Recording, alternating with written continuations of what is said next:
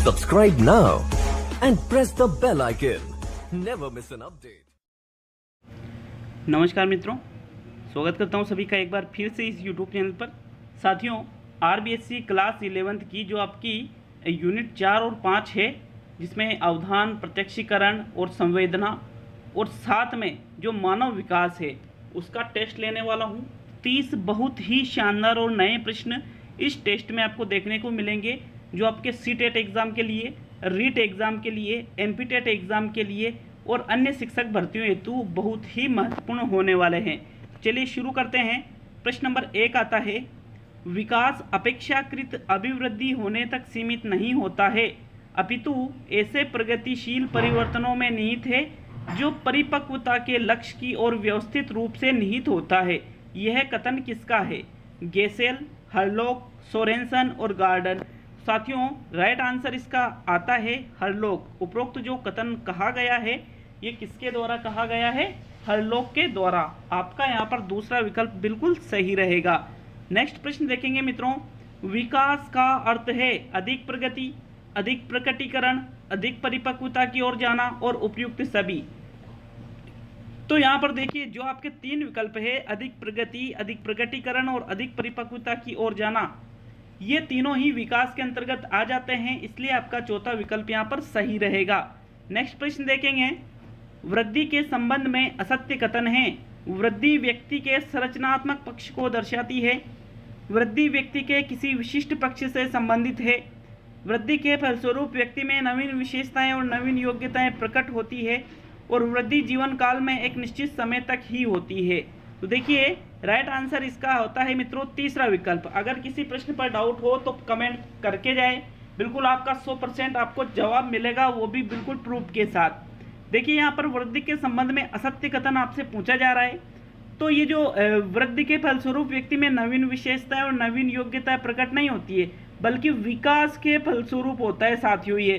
तो इसलिए आपका ये जो तीसरा कथन है ये असत्य है साथियों। नेक्स्ट प्रश्न देखेंगे।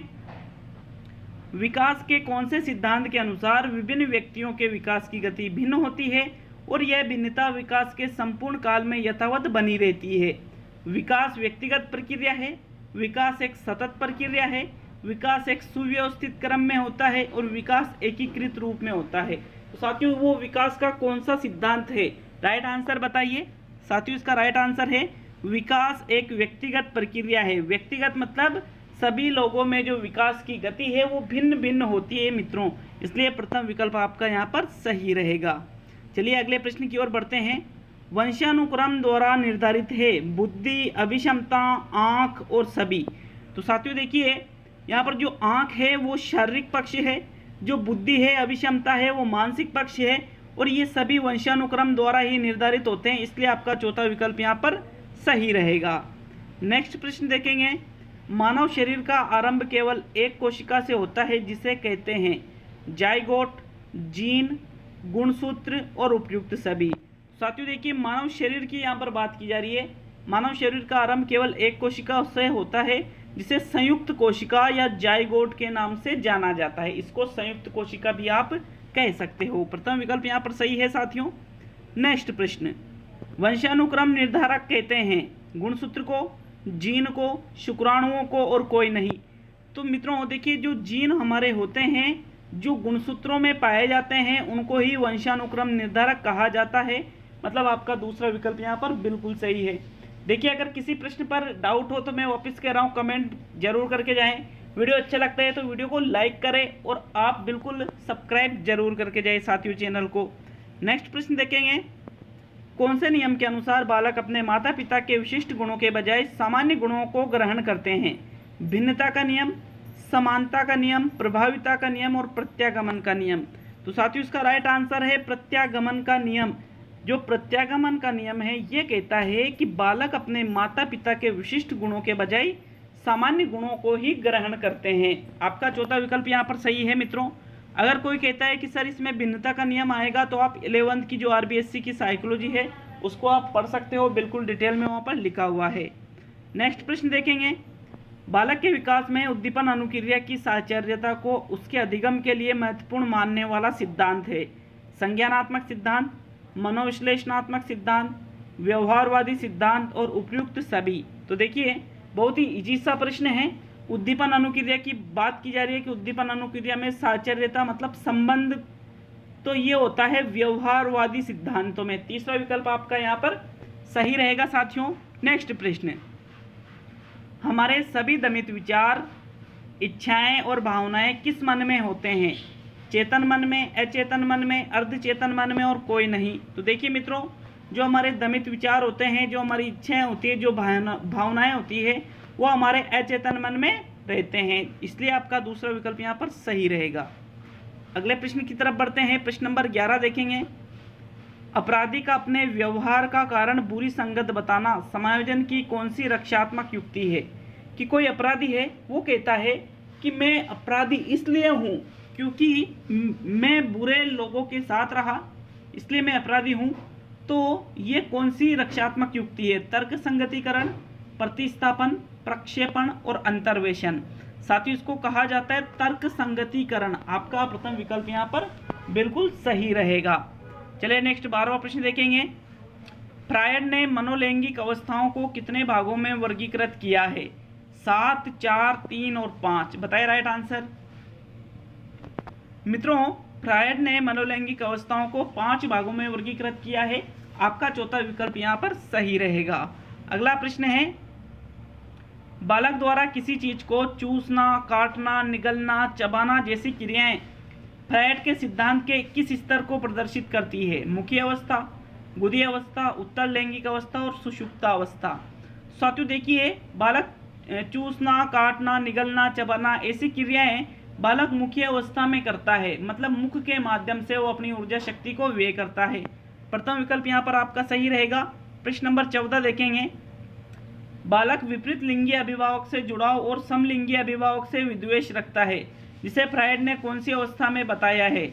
मुख्य अवस्था, गुदी अवस्था, उत्तर लैंगिक अवस्था और जननांगी अवस्था। साथियों राइट आंसर बताइए, इसका राइट आंसर क्या रहेगा? मित्रों इसका राइट आंसर रहेगा उत्तर लैंगिक अवस्था में बालक में ये गुण विकसित हो जाते हैं। उसमें जो ग्रंथि होती है इलेक्ट्रा ग्रंथि और जो ग्रंथि होती है ओडिपस ग्रंथि, ये सक्रिय हो जाती है उत्तर लैंगिक अवस्था में। इस अवस्था में ही बालक अपने जो शिशु होता है वो तो अपनी माँ से अधिक प्रेम करता है, और जो बालिका होती है वो अपने पिता से ज़्यादा प्रेम करती है। नेक्स्ट प्रश्न देखेंगे, प्रश्न नंबर 15। एरिक्सन ने व्यक्तित्व विकास के लिए बल दिया वातावरणीय कारकों पर, वंशानुक्रमीय कारकों पर, नैतिक कारकों पर और सामाजिक कारकों पर। साथियों इरिक एरिक्सन ने एक सिद्धांत दिया था जिसको कहा जाता है मनोसामाजिक विकास का सिद्धांत। इन्होंने व्यक्तित्व विकास के लिए सामाजिक कारकों पर बल दिया था। चौथा विकल्प आपका यहाँ पर सही रहेगा। अगला प्रश्न देखेंगे मित्रों। प्रश्न आता है प्रश्न नंबर 16 आपका। देखिए 16वें प्रश्न को, एरिक्सन ने मानव के मनोसामाजिक विकास की कितनी अवस्थाओं का वर्णन किया है? 4, 8, 7 और 9। तो बताइए राइट आंसर। साथियों इसका राइट आंसर रहेगा, एरिक्सन ने मानव के मनोसामाजिक विकास की कुल 8 अवस्थाओं का वर्णन किया है। कितनी अवस्थाएं बताई इन्होंने? कुल 8 अवस्थाएं बताई है। नेक्स्ट प्रश्न है प्रश्न नंबर 17। बालक विद्यालय में कक्षा 3 में किस अवस्था में पहुंच जाता है? विश्वास बनाम अविश्वास, पहल बनाम अपराध बोध, आत्मनिर्भरता बनाम शंका, उद्यमिता बनाम हीन भावना। तो राइट आंसर बताइए इसका। साथियों इसका जो राइट आंसर आता है वो रहेगा आपका उद्यमिता बनाम हीन भावना। चौथा विकल्प आपका इसमें सही रहेगा। देखिए मित्रों इसमें चौथा विकल्प कैसे राइट है? कक्षा 3 में बालक पढ़ रहा है तो लगभग उसकी उम्र रहेगी 9 वर्ष के लगभग, और जो उद्यमिता बनाम हीन भावना की अवस्था है वो चलती है 6 से 12 वर्ष तक। इसलिए आपका चौथा विकल्प यहाँ पर बिल्कुल राइट रहेगा। प्रश्न नंबर 18 देखेंगे। आनुवांशिकता से तात्पर्य निम्न में से किससे है? शुक्राणु तथा अंडाणु, गुणसूत्र तथा जीन, सूत्री विभाजन व अर्धसूत्रण और डीएनए और आरएनए। देखिए आनुवांशिकता का मतलब यहाँ पर होता है जो गुणसूत्र और जीन हैं ये ही आनुवांशिकता से तात्पर्य इनका निकलता है साथियों। इसलिए दूसरा विकल्प आपका सही रहेगा। प्रश्न नंबर 19 की तरफ बढ़ेंगे मित्रों। प्रश्न नंबर 19 है, किसी विशेष ज्ञानेंद्रिय द्वारा किसी उद्दीपक या वस्तु का प्रारंभिक अनुभव कहलाता है? संवेदना, अवधान, प्रत्यक्षीकरण और सभी। तो प्रश्न को समझिए और जो बुक पढ़ रहे हैं आशा है उनके क्वेश्चन गलत नहीं होगा। साथियों राइट आंसर है संवेदना। इसे कहते हैं कि किसी विशेष ज्ञानेंद्रियों द्वारा किसी उद्दीपक या वस्तु का प्रारंभिक अनुभव जो है उसको ही संवेदना के नाम से जाना जाता है। अच्छी तरह से मैंने इस चीज को आपको समझाया था। प्रथम विकल्प यहाँ पर सही है। प्रश्न नंबर 20, मानव के रूप में हम उद्दीपन की एक निश्चित सीमा तक ही पता लगा पाते हैं जिसको कहा जाता है अवधान, उद्दीपन सीमांत, संवेदी सीमांत और कोई नहीं। तो साथियों राइट आंसर जो आता है बताइए एक बार आप मित्रों। राइट आंसर है उसको संवेदी सीमांत कहा जाता है। उद्दीपन सीमांत जैसे इन्होंने उल्लेख नहीं किया है बल्कि इसके लिए इन्होंने संवेदी सीमांत शब्द का प्रयोग किया था। तो तीसरा विकल्प आपका यहाँ पर सही है। प्रश्न नंबर 21, दो उद्दीपकों के मान में न्यूनतम अंतर जो उनकी पहचान के लिए आवश्यक होता है को कहा जाता है निरपेक्ष सीमांत, उद्दीपक सीमांत, भेद दहली और सभी। तो साथियों राइट आंसर आता है भेद दहली। देखिए दो उद्दीपकों के मान में न्यूनतम अंतर जो उनकी पहचान के लिए आवश्यक होता है, जैसे मान लीजिए कि वो जो पावलोव ने प्रयोग किया था कुत्ते पर और जो घंटी से इन्होंने अनुबंधन किया था, तो घंटी के जैसी ही कोई दूसरी आवाज़ अगर बजाई जाती है और कुत्ता उसको पहचान लेता है कि यार ये घंटी नहीं, ये कोई और चीज़ बज रही है, तो कम से कम न्यूनतम अंतर, बिल्कुल एक जैसा बजाओगे तो पहचान में नहीं होगा, लेकिन एक न्यूनतम अंतर जो होता है उसको भेद दहली के नाम से जाना जाता है।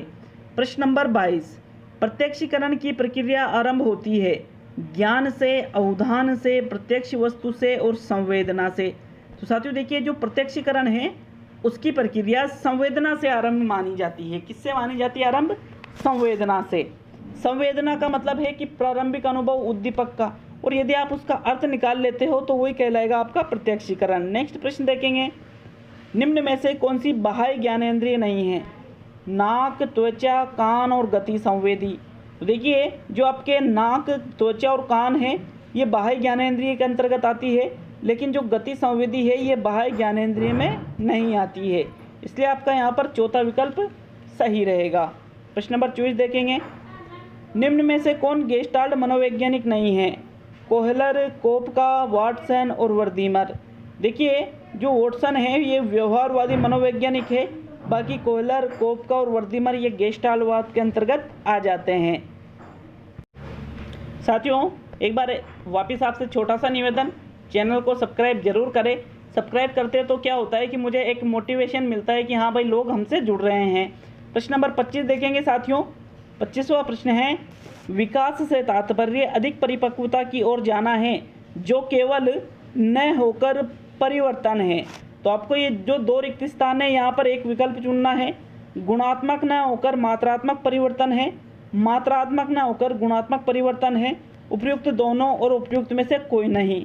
तो साथियों राइट आंसर जो आता है वो रहेगा आपका दूसरा विकल्प कि विकास से तात्पर्य अधिक परिपक्वता की ओर जाना तो है, जो केवल मात्रात्मक परिवर्तन नहीं होता है बल्कि वो गुणात्मक परिवर्तन भी होता है। तो मतलब आपका दूसरा विकल्प यहाँ पर सही रहेगा। चलिए अगले प्रश्न की ओर बढ़ेंगे साथियों। प्रश्न नंबर आपका 26 है, तादात्मिकता बनाम भ्रांति की अवस्था किस उम्र के मध्य चलती है? 12 से 18, 18 से 35, 6 से 12 और जन्म से 5 वर्ष। देखिए मित्रों जो तादात्मिकता बनाम भ्रांति की अवस्था है वो चलती है 12 वर्ष से लेकर के 18 वर्ष तक। प्रथम विकल्प आपका यहाँ पर बिल्कुल सही है साथियों। अगला प्रश्न देखेंगे 27, विश्वास बनाम अविश्वास जिसमें बालक पहचान वाले व्यक्तियों पर विश्वास करता है और जो उसकी आवश्यकताओं की पूर्ति नहीं करते हैं उन पर अविश्वास करता है की उम्र सीमा कितनी है? जन्म से 18 महीने, जन्म से 12 महीने, जन्म से 6 माह और जन्म से 30 महीने। तो साथियों विश्वास बनाम अविश्वास की जो अवधि है वो RBSC की बुक के अनुसार जन्म से 18 महीने की मानी जाती है। प्रथम विकल्प आपका यहाँ पर सही है। प्रश्न नंबर 28 देखते हैं साथियों, किस काल में जीवन ऊर्जा अलैंगिक क्रियाओं जैसे खेल और साथियों से संबंध के रूप में क्रियान्वित होती है? मुख्य अवस्था में, गुदी अवस्था में, उत्तर लैंगिक अवस्था में और सुषुप्त अवस्था में। तो देखिए जो जीवन ऊर्जा है वो सुषुप्त अवस्था में अलैंगिक कार्य जैसे खेल के माध्यम से या साथियों से जो संबंध बनते हैं, मित्रता जो उनसे होती है उसके माध्यम से वो क्रियान्वित होती है।